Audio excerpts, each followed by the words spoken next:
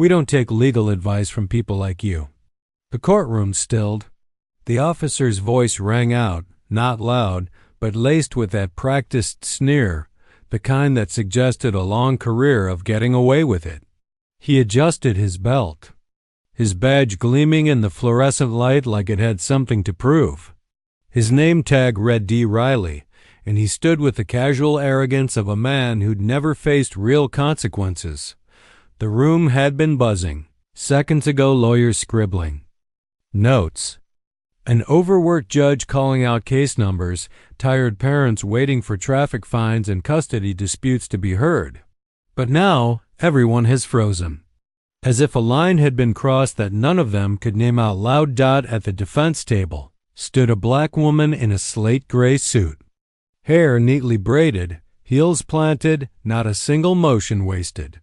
She looked young, too young to be standing there without trembling. But she didn't blink. She didn't flinch. She just looked at Officer Riley like she'd seen men like him. Before she had. Her name was Naomi Ellis. No title. No bar card visible. No theatrics. Just presence. The judge shifted uncomfortably. Officer Riley, that wasn't necessary. But Riley wasn't done. He leaned on the rail, voice smooth, like a man still convinced he owned the room. "I've been doing this for 20 years. I know who belongs behind the bench and who doesn't. She doesn't even have credentials." Laughter rippled from the back, nervous and quick. Naomi slowly turned toward him, not with anger, but with disappointment. A deep, echoing kind. Like she'd hoped, just maybe, this courtroom would be different. Better. She stepped forward, calm, controlled.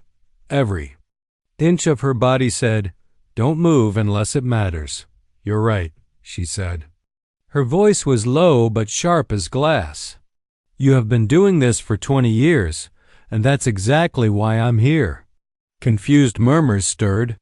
Riley furrowed his brow. Naomi reached into her briefcase and pulled out a file. Thick, labeled. "Government seal. See," she continued, "the department sent me here to quietly observe. But now that you've made this public." She slid the file to the clerk, who opened it with trembling hands. "We'll do it the hard way. What the hell is this?" Riley stepped forward, but the bailiff blocked him. The clerk's voice shook as she read the cover. "Internal Affairs Doge Oversight, Agent Ellis, Lead Counsel." The entire courtroom turned. Judge, clerk, audience. Even the stenographer dropped her keys. Naomi turned to Riley, who had gone pale. She walked right up to him slow, steady, and whispered just loud enough for the room to hear. "You should have stayed quiet." His mouth opened, closed. No words came. Then she added, soft but firm, "And by the way, I don't just give legal advice. I rewrite policy." The judge stood. "Ms. Ellis?" "Agent Ellis. Should we recess?" Naomi gave a single nod, but as she walked past Riley, she paused one last symbolic move. She looked at his badge, then at his face, and said, "That shield won't protect you from the truth." She walked out. The courtroom buzzed to life behind her. Questions, whispers, panic. And Officer Riley? For the first time in his career, he felt it real fear, not of the law. Of the woman holding it in her hands. "You need to fix this now." Riley's voice was sharper this time. He had barged into the judge's chambers without knocking, hands shaking slightly, though he tried to play it off as righteous anger. Judge Monroe, old and gray with more years behind him than ahead, just stared back from behind wire-rimmed glasses. "She blindsided me, Your Honor," Riley hissed. "You saw that." "I was provoked." The judge didn't reply immediately. He set down his pen, folded his hands slowly, and said, "She showed credentials. You showed ego." Riley's jaw tightened. "You've known me 20 years, and I've overlooked more than I should have," Monroe cut in, voice firm now. "What exactly do you think Internal Affairs is doing here?" Riley's voice dropped to a whisper. She's lying. This is personal. She's here to make a name for herself, not clean up anything. But even he didn't believe that anymore. His hands went to his hips, hovering near the badge that once gave him control. But it felt heavier today. Smaller. Down the hall, Naomi stood at the elevator with a rolling suitcase beside her. It clicked softly over the tiles as she moved, methodical, not rushed.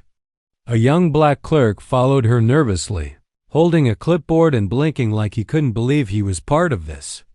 This one, Naomi said quietly, pointing to a sealed room near courtroom 6B. He pulled a teenager over last July. Claimed resisting arrest. The boy had bruises on both arms, and the body cam footage was mysteriously missing. The clerk swallowed hard. You have it? Naomi nodded once. 2 angles. He didn't know the school across the street had security cameras. They walked into the room. No press. No crowd. Just Naomi, the truth, and the evidence. On the screen, the footage played. A young black teen, shaking, hands up. Riley's voice, loud and commanding. Then the slam against the hood, twice. The sound of metal groaning beneath force. The clerk turned away. Naomi just stared. The door opened. Deputy Chief Ramirez walked in, broad-shouldered, Latina, tired eyes but a spine made of steel. She didn't ask for permission. Just stood beside Naomi and watched in silence. That's one file, Naomi said quietly.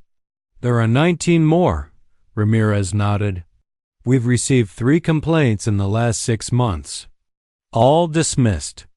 All from black or brown men. The system failed them. Naomi's voice stayed calm, but her hand gripped the folder tighter. No, he failed them. The system just let him hide. Outside, Riley was pacing the hallway. 2 younger officers watched him from a distance, whispering. He noticed. What? He snapped. They shook their heads, stepping back. He stormed toward the break room. Slammed open the fridge. The soda can slipped from his grip and hit the floor with a hiss, fizzing. Rolling away. Everything felt like it was rolling away. He pulled out his phone, scrolling through contacts. He dialed a lawyer. Voicemail. He tried another. Then another. His breathing quickened. Badge 417, Officer Daniel Riley. Naomi's voice echoed from down the hall.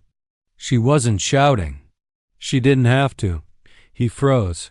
She was speaking into a recorder now, voice clean, practiced, undeniable. Subject has 26 formal complaints across 11 years, 9 of which were sealed without full inquiry. Audio, video, and physical reports have now been cataloged for federal review. DOJ oversight begins immediately. He turned the corner, expecting cameras, media. But it was worse. Just her. Just Naomi, standing still in the corridor, surrounded by truth. She looked him in the eyes. No anger. No pride. Just purpose. Everything you buried is coming to the surface, she said softly. And it started the second you opened your mouth. He didn't reply. Coldn single quotes. The badge on his chest felt like it might burn through the fabric. He walked away, faster than he intended. And Naomi? She didn't move, didn't need to, because the walls were already closing in. You're making enemies, Ellis. Naomi didn't turn her head. She kept her eyes on the old leather-bound file she was flipping through in the courthouse basement archives. The voice behind her belonged to Dia Harold Kent White, polished, practiced. He always smiled too wide. When he felt cornered, I don't make enemies, Naomi replied. They just reveal themselves. The dusty silence of the room stretched. Files lined the shelves like forgotten stories, and each one Naomi touched added more weight to her investigation. Every detail sharpened the picture. Riley wasn't just a bad cop, he was a protected one. This file was buried, she said softly, sliding it across the table. 2016. A woman arrested in front of her kids for disorderly conduct after calling 911 because Riley showed up late and drunk. The report says she attacked him. The footage says otherwise. Kent hesitated. There was an internal agreement. He muttered, "The mayor's office. I don't care." Naomi's voice cut clean through the air. It didn't rise in volume, but it silenced everything. "I care about the woman who still hasn't gotten her kids back because a falsified arrest led to a custody loss." Kent's throat bobbed. "What do you want?" Naomi looked up, her eyes flat and unwavering. "You testify that you knew. I'd be throwing myself under the bus." She closed the file. "Then I guess we'll see what the bus looks like when it comes for you." Upstairs, Riley sat in his patrol car, parked crooked across 2 spots. He wasn't on shift, but he didn't want to go home either. His house was too quiet. His phone was worse. 6 missed calls from his union rep, 1 from his ex-wife, none from his old partners. They were pulling away. He reached over to the glove compartment, pulling out a folder of his own. His insurance, copies of old favors, leverage, evidence he'd kept over the years, not because he was paranoid, but because deep down he'd always known something like this might come.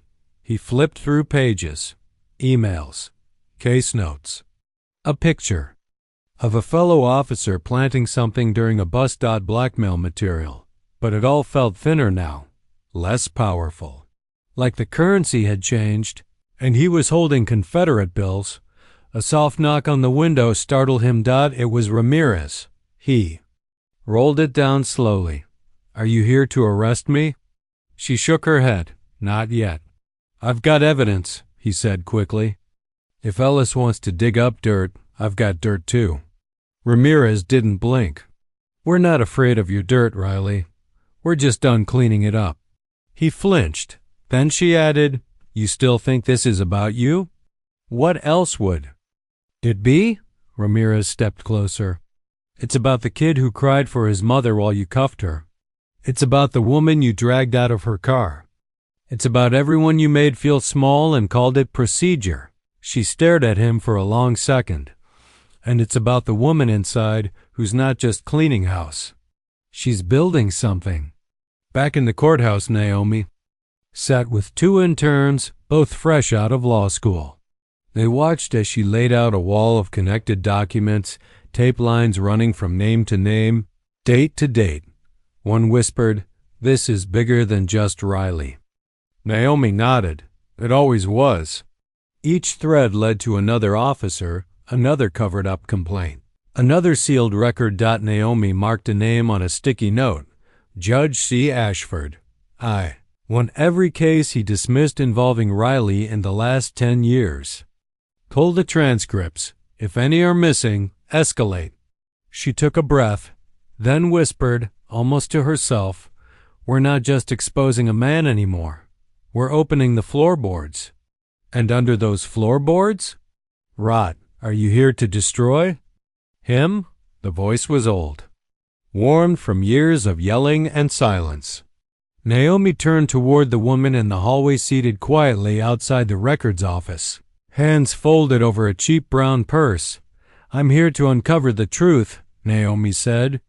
Softly. The woman chuckled, but it wasn't humor.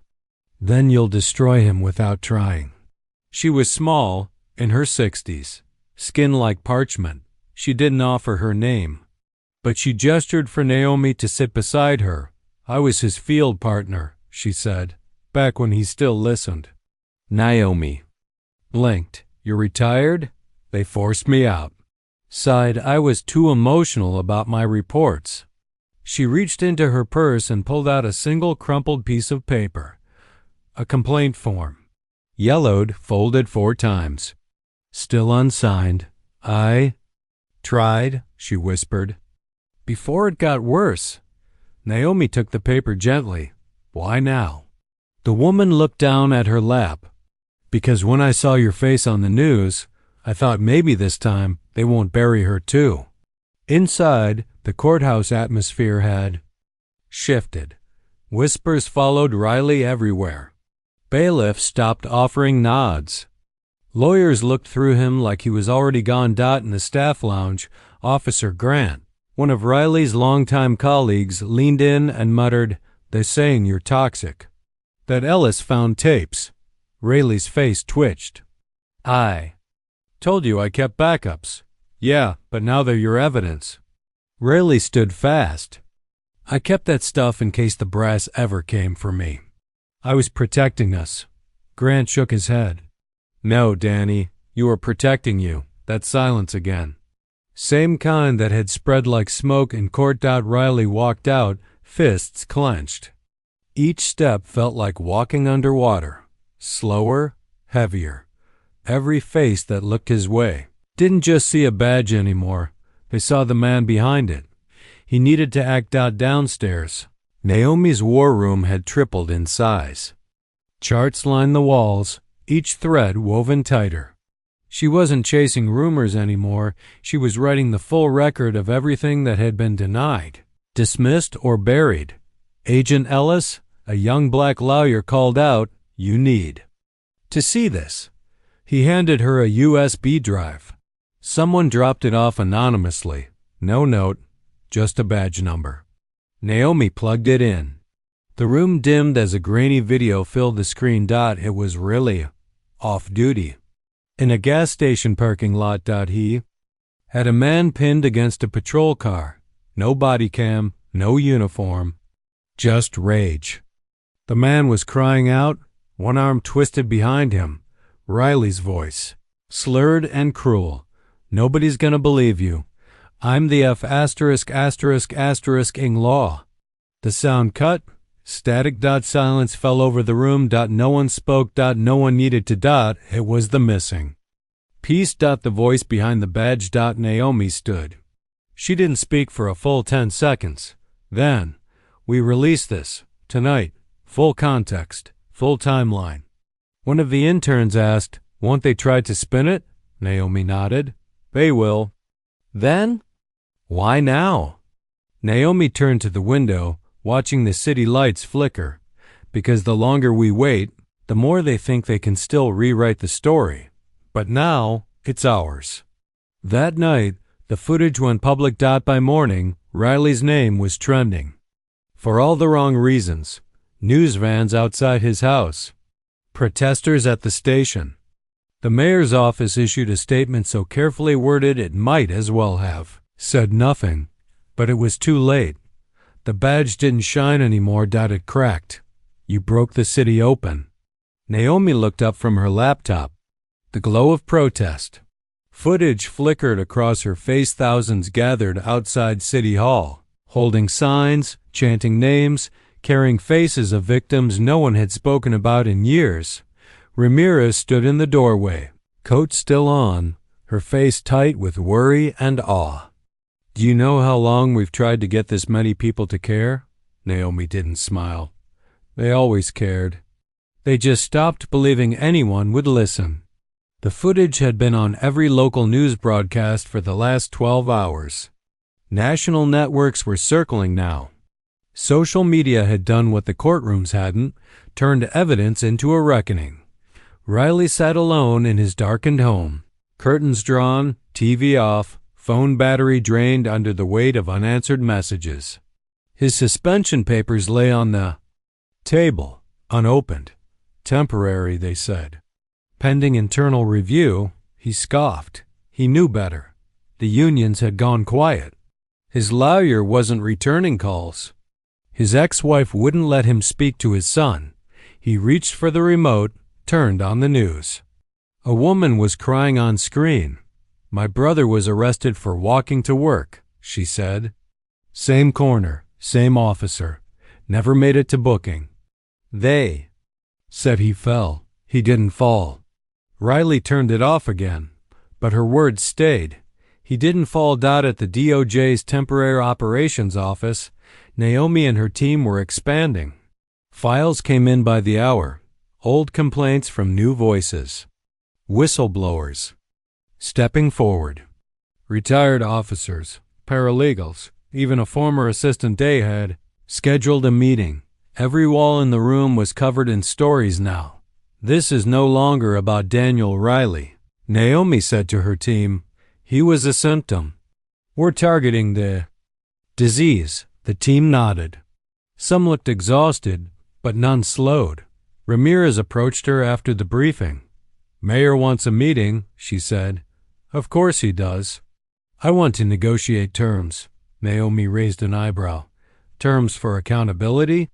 Ramirez shrugged. More like damage control. Naomi didn't even blink. He can bring coffee. I'll bring the files. Later that evening, Naomi entered the courthouse alone. No cameras, no fanfare. Just her and a flash drive. She walked into the judge's chamber unannounced. Monroe looked up surprised. I didn't call for. I'm not here for a request, Naomi said, handing him the drive. You've dismissed 15 complaints tied to Riley's name. 3 involved minors. 7 involved undocumented victims. All sealed, all missing from the public record. The judge paled. You were the last stop on every complaint, Naomi. Continued. And now you'll be the first name in the audit log. He reached for the phone. Naomi held up her badge. I suggest you don't. She turned and left, not waiting for an answer. That night, she sat alone in her hotel room, watching the protest live streams continue. But one comment caught her eye, typed by a user under the alias witness22. I was afraid to speak. But I have. Recordings from years ago. I want to help. Naomi messaged back instantly. And for the first time that week, she allowed herself to exhale. Not because it was over, but because the people weren't just watching now, they were joining her. The diner was nearly empty. Rain tapped the windows like a warning, and the yellow glow from the flickering sign outside cast a half shadow across the cracked vinyl booths. Naomi sat in the far corner, coat still damp from the walk. She didn't touch the coffee. Her eyes scanned every person who walked in. At 9:13 p.m., a man entered. Hood up, shoulders hunched. He looked around like the walls had ears. Naomi gave a small nod. He slid into the booth. I don't want money, he said first. Or protection, Naomi raised an eyebrow. Then why risk it? He slowly pulled a small hard case from under his jacket. Because I watched it happen, and I stayed silent. She opened the case. Inside were 10 mini cassette tapes labeled by year. Dates going back 15 years. 2 labeled Riley. 1 marked Judge Private Chambers. My dad worked maintenance in the old courthouse, the man said. He installed backup mics years ago, mostly to prove they weren't fixing the mold problem. But sometimes he left them running. Naomi was silent, stunned. They buried complaints, laughed about it, swapped tips on how to make records vanish. Riley was just loud about what they all whispered. Naomi reached across the table, not to shake hands but to lay a card down gently. Anything happens to you, this goes straight to federal court. The man nodded once, then stood and disappeared into the rain. Back in her temporary office, Naomi fed the first tape into a digitizer. Static. Then the whine of a ceiling fan. Then voices. That woman's gonna scream to the media. What do you want me to do? Dismiss it. Riley's one of ours. But the boy's arm, she's undocumented. She won't last a deposition. Silence. Then laughter. Naomi paused the audio. Everyone in the room stared at her. No one spoke. It felt like something sacred had been violated. Naomi breathed. Once deeply, this isn't a corruption case anymore, she said. This is systemic abuse. Ramirez arrived minutes later. I heard. Did you know? No, Ramirez said quickly. I suspected. But I didn't have the proof. Now we do. Naomi looked toward the board. New names would need to be added. The rot was wider and deeper. Across town, Riley sat in his truck again, engine idling. He watched the courthouse from across the street.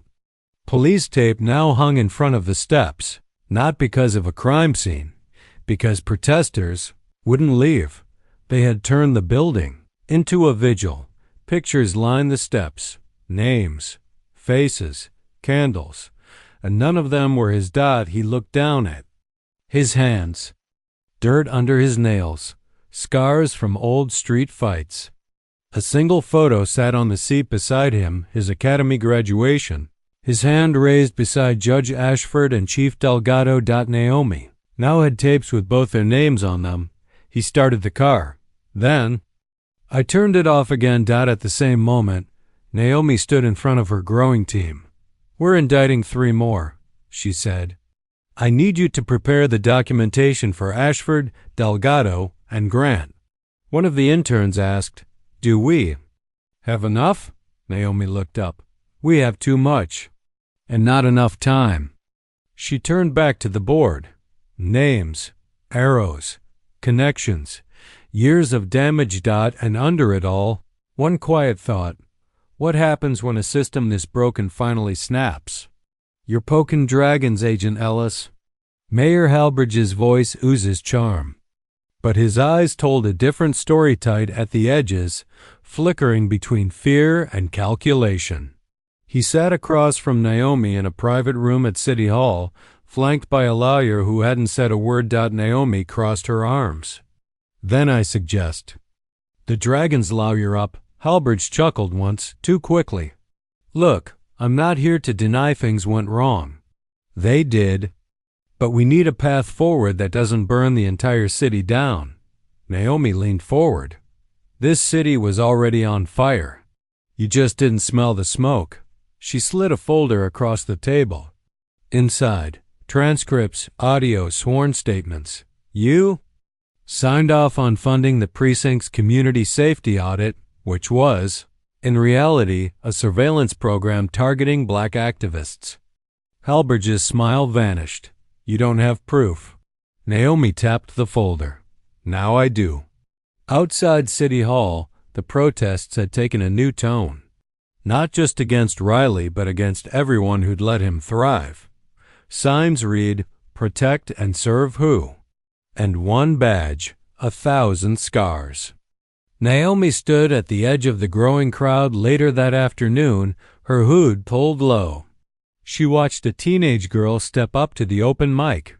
My brother was arrested 6 months ago. No charge. Riley just wanted to show power. My brother still doesn't leave his room. The crowd murmured, soft and angry. We used to call the cops when we were scared, she continued. Now we just get quiet. Naomi felt the weight of it in her chest. Quiet wasn't peace. Quiet was trauma sealed behind polite smiles. At headquarters, Judge Ashford was arrested just after sundown. No warning, no press conference. Just quiet. Footsteps and a pair of handcuffs beneath his robes. Delgado, the former police chief, fled to his cabin 2 hours outside the city.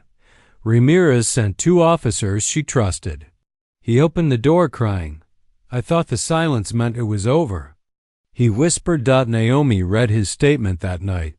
He listed off everything. Covered up reports, performance bonuses for quick arrests, racial quotas buried in language like high visibility patrols. She added it to the board. One less ghost hiding in the walls. Back at Riley's home, the knock came around midnight. He opened the door with a groan, shirt stained, eyes bloodshot. A man in a suit stood outside. Thin, glasses, briefcase. I'm here from the State Commission, the man said. You're being offered a deal. Riley scoffed. You want my cooperation? We want your confession, the man replied calmly, and we want every name you've got. Riley hesitated, then looked over his shoulder toward a living room filled with boxes. No job, no pension, no allies left. He stepped aside. I've got names. The next morning, Naomi walked into the courtroom with a box full of sealed depositions. Reporters turned. Cameras flashed. She ignored them all. She stepped before the judge and spoke into the microphone. Voice firm. The Department of Justice submits the following charges of systemic misconduct and civil rights violations. This includes Officer Daniel Riley, Judge Christopher Ashford, Chief Marcus Delgado, and others listed in the attached files. A hush fell over the room. Then the judge nodded. Accepted. Ramirez waited for her in the hallway. Big day, she said. Naomi didn't smile. It's not justice. It's just the beginning. Ramirez paused. Do you ever get tired? Naomi looked at her, voice low. I don't get tired. I get focused. She walked off, and somewhere in the city, the system creaked a little louder. The headlines flipped overnight. DOJ witch hunt? Ellis agenda targets local heroes. Who's really behind the indictments? It didn't take long. The backlash came fast, venomous, and well-funded. Political commentators twisted facts. A fake photo of Naomi was circulated online. Cable hosts screamed about outside interference. One even called her a danger to order. Inside the DOJ's field office, Ramirez slammed a stack of papers down. They're going to try and tear you apart. Naomi didn't look up from the screen. Let them. I'm not here to win their love. But that day, something shifted. Red envelope sat on Naomi's desk. No name. Just 2 words on the front. Walk away. Inside, a photo grainy. Black and white. It showed Naomi's apartment building. Taken at night. From across the street. She stared at it a long time. Said nothing. Then shredded it piece by piece and dropped it into her coffee cup. She didn't flinch. But her silence rang like a warning. Later that night, one of her interns, Malik, asked her quietly, Do you ever wonder if it's too much? Naomi looked at him. It was too much the first time someone let Riley go free. Everything since then has just been late. Back downtown, Riley watched the media tear Naomi apart with a twisted satisfaction. But his smirk didn't last. Because in the same breath they attacked her, they buried him. No one was calling him a hero anymore. Not even the far-right blogs. His name had become radioactive. He went out for the first time in weeks. Hood up, cap pulled low. But he still heard. Hey, that's him. Whispers followed him into the store. A man shouted, You proud of what you did? Riley left his groceries and walked out fast. The world he ruled had turned its back. Across the city, Naomi was being called to testify in front of a public oversight board. City officials who once avoided her now demanded she justify every step. The chamber was packed. Hal Bridge sat smugly at the center of the board. Agent Ellis, do you deny that your methods have created widespread unrest? Naomi stood, hands clasped behind her back. No, she said calmly. I hope they have. Gasps. The room shifted. Naomi continued, voice even. Unrest is what happens when the truth hits walls that have spent decades hiding lies. You call it disruption. I call it progress. Another board member leaned in. Do you take responsibility for the damage this has done to public trust? Naomi looked him in the eye. I take responsibility for revealing who broke that trust to begin with. The audience stirred. Cameras rolled. The headlines flipped again, just slightly. Later, in her office, Ramirez entered holding her phone. You're going to want to see this. A video was going viral. A teenager in a wheelchair, tears in his eyes. I couldn't say anything when Riley slammed my brother against the wall. I couldn't move. I just watched. But now, I don't feel helpless anymore. Because of her. Naomi watched silently. Then, released the full findings, everything. No redactions. But there are names. I know, she said. And then softly. It's time we stop protecting ghosts. That night, City Hall buzzed with fear, not from riots. From justice knocking louder. Raise your right hand. Riley did. though it trembled. The deposition room wasn't a courtroom, no judge, no gallery. Just Naomi, a federal recorder, too. Chairs and truth pressing in from all sides. You swear to tell the truth, the whole truth, and nothing but the truth? I do. Naomi didn't smile. She didn't flinch. She tapped a folder on the table. Let's begin. Riley leaned forward. Before we start, I want to make a deal. Naomi leaned back. Of course he did. I've got evidence, he said. Plenty. Other officers, a captain, even a councilman. Naomi said nothing, just pressed record. Riley smirked slightly. You want a clean sweep, right? I can help. But I walk with my pension. Naomi opened the folder. This is a notarized affidavit from Officer Grant. He turned yesterday. Gave me everything you just named and more. The smirk cracked. She slid a second document across the table. This is your disciplinary record. 26 use of force complaints, 11 sealed. 6 victims under 18. 1 fatality marked accidental, but the body cam shows otherwise. Riley's face was drained of color. Naomi's voice remained level. We already built the case. Daniel, you're not the keystone, you're the example. I was doing my job, he said hoarsely. No, she said, leaning in now. You were doing your job, the one you made for yourself. That badge wasn't a shield, it was a weapon. Riley's hands curled into fists, but he didn't speak. Why did you do it? She asked. Off the record, he swallowed. Looked away. Then, because I could. The room went still. Naomi stared at him, no hatred in her eyes.